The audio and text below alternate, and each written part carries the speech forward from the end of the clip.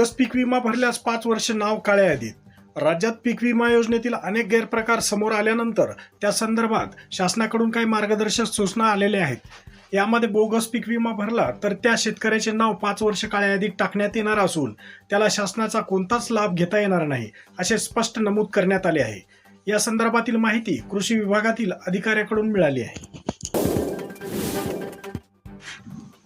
गाव शेतावरील रस्त्याची आता गाव दप्तरी होणार नोंद.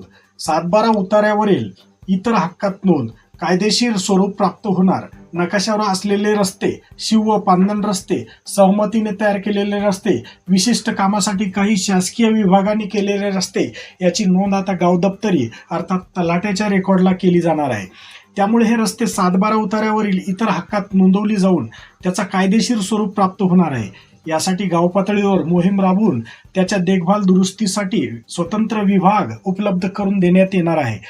त्यामुळे गावोगावी रस्त्याची होणारे वाद कमी होऊन तक्रारी सोडवण्यास मदत होणार आहे.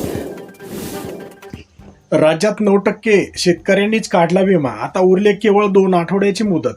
कृषी आयुक्तांचे निर्देश. सर्व विभागातून शेतकऱ्याचा सहभाग वाढवण्यासाठी मार्गदर्शन करण्याचा अधिकाऱ्यांना सूचना. राज्यात गेली 2 वर्ष पंतप्रधान खरीप पीक विमा योजनेतून शेतकऱ्यांना 1 रुपयात विमा उपलब्ध करून दिला जात होता. यंदा ही सवलत बंद केली. त्यामुळे अधिसूचित क्षेत्रात आणि पीकनिहाय विमा हप्ता भरावा लागत असल्याने आतापर्यंत राज्यात केवळ 11,73,000 शेतकऱ्यांनीच पीक विमा काढला आहे. विमा योजनेत सहभागी होण्यासाठी केवळ 15 दिवसाचा अवधी शिल्लक राहिला असून गेल्या वर्षीच्या तुलनेत आतापर्यंत केवळ 9% इतकाच शेतकऱ्यांनी सहभाग नोंदवला आहे.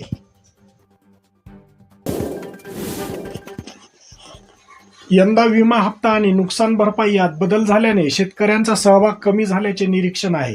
मात्र 2016 मध्ये याच निकषा आधारे नुकसान भरपाई दिली गेली होती. त्यामुळे योजनेतील संख्या वाढवण्यासाठी कृषी अधिकाऱ्यांनी शेतकऱ्यांना मार्गदर्शन करावे असे निर्देश कृषी आयुक्तालय पातळीवरून देण्यात आले आहेत.